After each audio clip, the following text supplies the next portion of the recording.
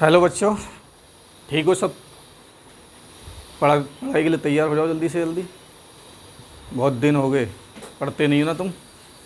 Corona चल रहा, सब लोग मज़े में मस्त हैं। बोर्ड परीक्षा फरवरी में होनी है या मार्च में होंगी। कल की क्लास में हमने आपको पढ़ाया था किसी धारावाही चालक पर लगने वाला बल जब वो चालक बाह्य चुंबकीय क्षेत्र में स्थित होता है तो आपको फार्मूला बताया था F बराबर BIL साइन थीटा। ठीक है, और उसमें दो कंडीशन और बताई थी कि वो जब चालक हमारा लंबवत रखा होता है तो लगने वाला बल अधिकतम होता है, और चालक चुंबकीय क्षेत्र के समांतर होता है तो लगने वाला बल न्यूनतम होता है। तो लंबवत में कंडीशन आई थी थीटा बराबर 90 डिग्री, तो F बराबर BIL साइन 90 हो गया। साइन 90 का मान 1 होता है तो F बराबर BIL। तो यहाँ से ये फार्मूला मैंने फिर से क्यों लिखा है, क्योंकि यहाँ से मैं चुंबकीय क्षेत्र की बात करना चाहता हूँ, B की। अगर F बराबर BIL से मैं B निकालूँ तो देखिए B बराबर हो जाएगा, B निकालना ना तो ये IL बटे में आ जाएगा, यानी F बटे IL हो जाएगा। अब मुझे चुंबकीय क्षेत्र का मात्रक निकालना है। चुंबकीय क्षेत्र का मात्रक, तो देखिए इसी फॉर्मूले से हम मात्रक निकालेंगे। ऊपर F बल है, बल का मात्रक हमेशा न्यूटन लिखते हैं हम, बटे I विद्युत धारा है, विद्युत धारा का मात्रक होता है एम्पियर, और गुणा में L लंबाई है, लंबाई का मात्रक होता है मीटर। तो यहाँ से हमें पता लग रहा है न्यूटन बटे एम्पियर मीटर, जिसे हम लिख सकते हैं न्यूटन प्रति एम्पियर मीटर।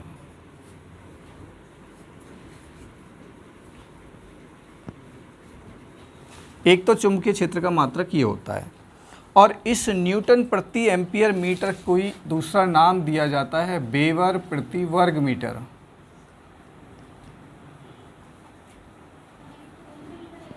वेबर प्रति वर्ग मीटर, और इस वेबर प्रति वर्ग मीटर को ही हम कहते हैं टेस्ला। यानी कि एक टेस्ला बराबर 1 न्यूटन प्रति एम्पियर मीटर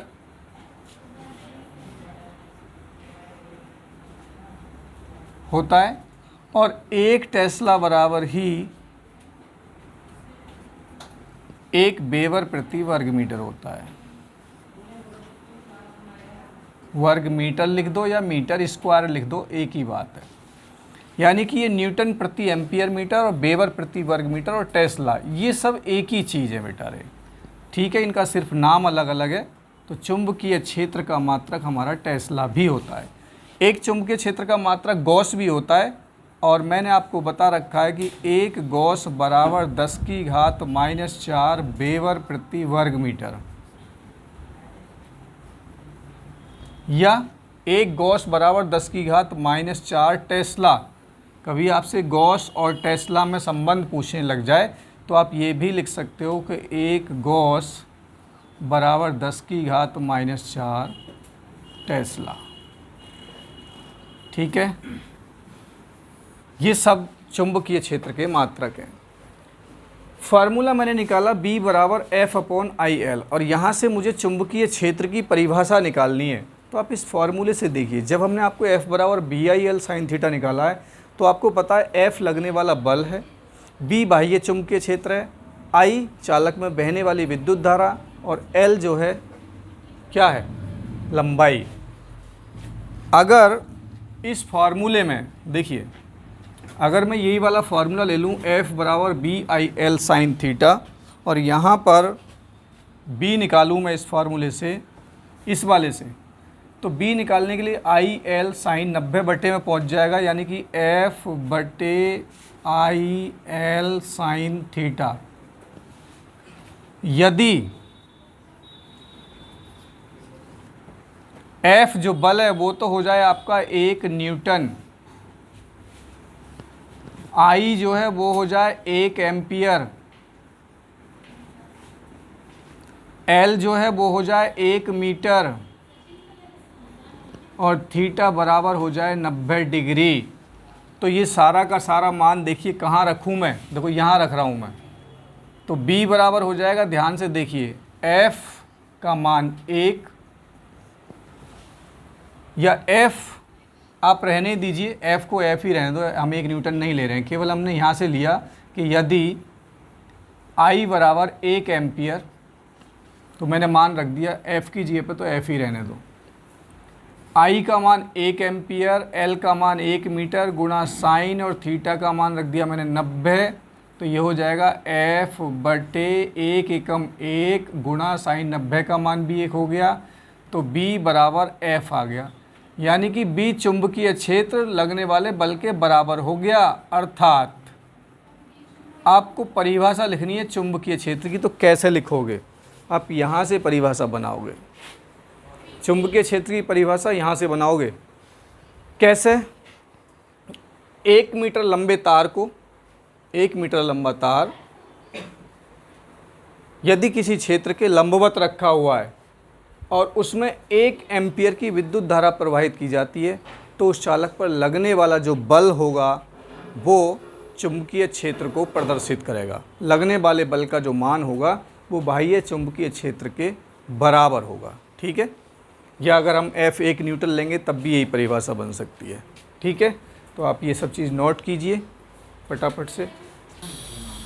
देखिए, चुंबकीय क्षेत्र की जो ये परिभाषा मैं आपको दूसरे एक तरीके से और बताऊं ज़रा ठीक से। जब मैंने आपको लास्ट क्लास में ये फार्मूला समझाया था F बराबर BI/L साइन थीटा, तो इसके लिए हमने एक डायग्राम बनाया था कि ये तो चुंबकीय क्षेत्र था ये, और इसमें जो वायर हमने रखा था वो ऐसे था जो चुंबकीय क्षेत्र के साथ में थीटा कोण बना रहा था।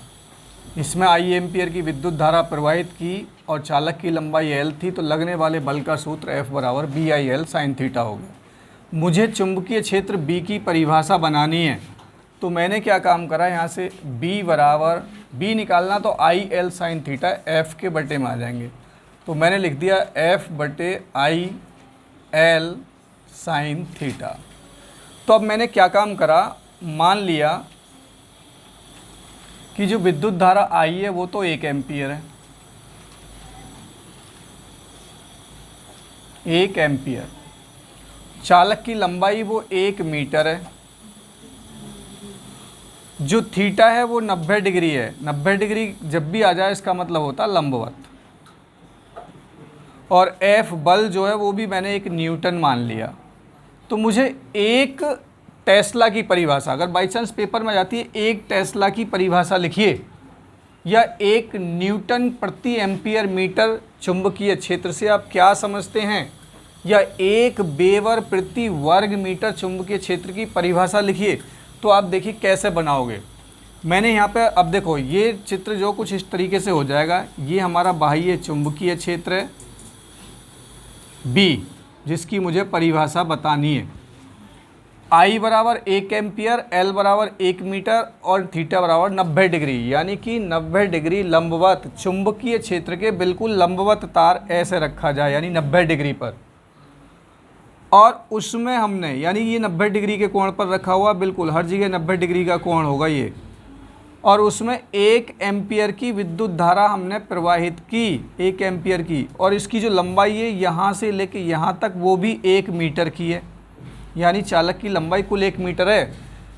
और इस पर लगने वाले बल का मान भी कितना हो, 1 न्यूटन हो। तो मैं देखिए इसमें अगर मान रख दूँ, ये B बराबर F का मान देखिए 1 न्यूटन, I का मान मैंने 1 एम्पियर, L का मान 1 मीटर, साइन थीटा का मान 90 डिग्री है, और आपको भी बताया साइन 90 का जो मान है वो होता है 1, तो ये भी 1 हो जाएगा। तो B बराबर 1 एकम 1, और ये साइन 90 भी 1 होता है, और 1 में 1 से भाग देंगे तो 1 आ गया। और चुंबकीय क्षेत्र का मात्रक होता है टेस्ला, यानी B बराबर 1 टेस्ला आ गया। या इसे ही हम 1 न्यूटन प्रति एम्पियर मीटर लिख सकते हैं, या इसी को हम 1 वेबर प्रति वर्ग मीटर लिख सकते हैं। तो मुझे यहाँ से परिभाषा क्या लिखनी है कि 1 टेस्ला जो चुंबकीय क्षेत्र है ये, इसकी परिभाषा कैसे बनी, ये 1 टेस्ला आया कैसे, ये 1 टेस्ला चुंबकीय क्षेत्र कैसे बन गया। तो आपको क्या लिखना है, बाह्य चुंबकीय क्षेत्र के लंबवत बाह्य चुंबकीय क्षेत्र के लंबवत 1 मीटर लंबे तार में, देखिए 1 मीटर लंबाई लिए मैंने, बाह्य चुंबकीय क्षेत्र के लंबवत रखे हुए 1 मीटर लंबे तार में 1 एम्पियर की विद्युत धारा, देखिए विद्युत धारा भी 1 एम्पियर की है, 1 एम्पियर की विद्युत धारा प्रवाहित करने पर यदि चालक में 1 न्यूटन का बल लगता है, यदि चालक में 1 न्यूटन का बल लगता है तो चुंबकीय क्षेत्र का मान 1 टेस्ला होगा। ये परिभाषा होती है एक टेस्ला की। या चुंबकीय क्षेत्र का मान 1 वेबर प्रति वर्ग मीटर होगा। ये सारी बात आपको बतानी है इसमें। तो अर्थात अब ये परिभाषा यहाँ जो लिखनी है आपको वो ये लिखनी है कि बाह्य चुंबकीय क्षेत्र के लंबवत रखे हुए, बाह्य चुंबकीय क्षेत्र के लंबवत 1 मीटर लंबे तार में 1 एम्पियर की विद्युत धारा प्रवाहित करने पर 1 न्यूटन का बल उत्पन्न होता है तो चुंबकीय क्षेत्र का मान 1 टेस्ला होगा। ये 1 टेस्ला की परिभाषा होती है। अगर परीक्षा में 1 टेस्ला की परिभाषा आती है तो आप ये बात लिखोगे, ठीक है। ये डायग्राम बना लो, आप नोट कर लो। F बराबर BIL साइन थीटा जो बल का फार्मूला है, उस बल की दिशा ज्ञात करने के नियम मैंने लिखा है। बाह्य चुंबकीय क्षेत्र में स्थित धारावाही चालक पर लगने वाले बल की दिशा ज्ञात करने के नियम। और सबसे पहले मैं लिख रहा हूँ नंबर 1 पर फ्लेमिंग के बाएं हाथ का नियम, वाम हस्त का नियम भी बोलते हैं इसे, बाएं हाथ का नियम। फ्लेमिंग वैज्ञानिक थे, उन्होंने इस नियम को दिया। जैसे कि मान लेते हैं मेरे पास में ये चुंबकीय क्षेत्र है बेटा रे, ये चुंबकीय क्षेत्र B और इसमें ये वायर रखा हुआ है जिसमें I एम्पियर की विद्युत धारा प्रवाहित की जा रही है। तो इस पर एक चुंबकीय क्षेत्र उत्पन्न होगा।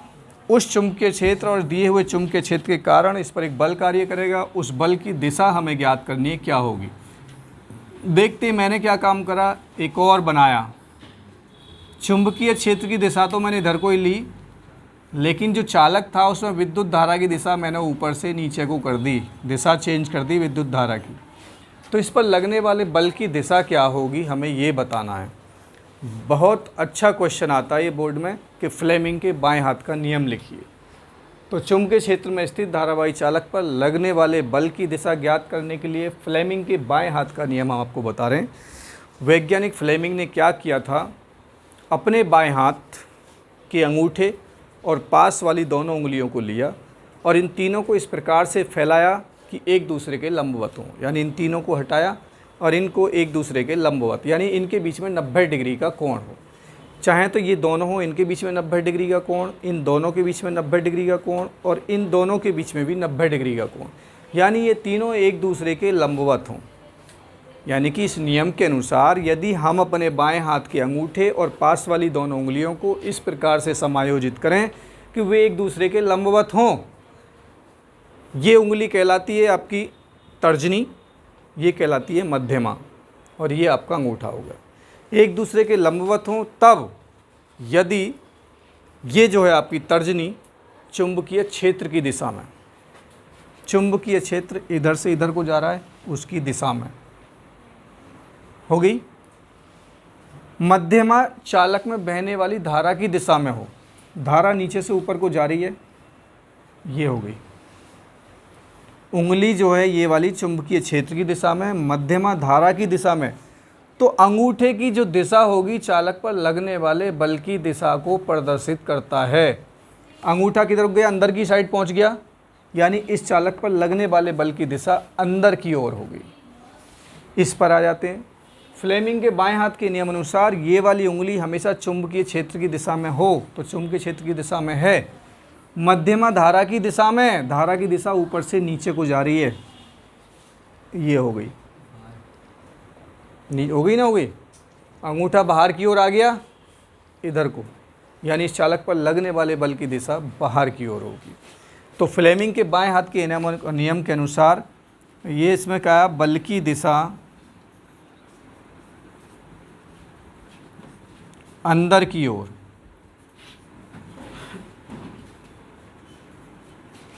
और इसमें जो बल की दिशा है वो बाहर की ओर,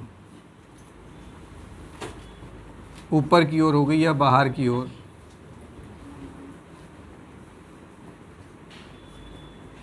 एक नियम तो ये हो गया। दूसरा नियम होता है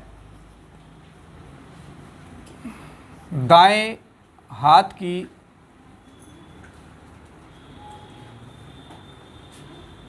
हथेली का नियम।